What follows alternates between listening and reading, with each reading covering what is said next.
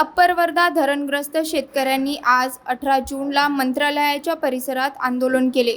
गेल्या 13 वर्षांपासून त्यांच्या मागण्या प्रलंबित असल्याने शेतकऱ्यांनी आंदोलन केलं। यासोबतच मुख्यमंत्री आणि उपमुख्यमंत्री वेळ देत नसल्याचा आरोप शेतकऱ्यांनी केला आहे।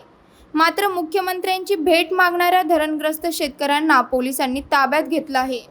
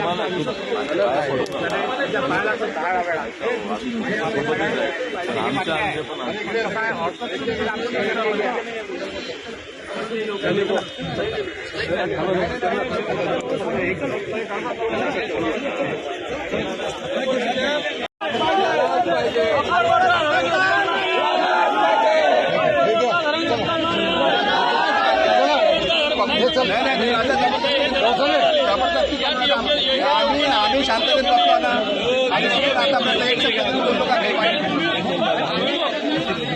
आमच्या मागण्या ऐकत आहे। आम्ही आम्हाला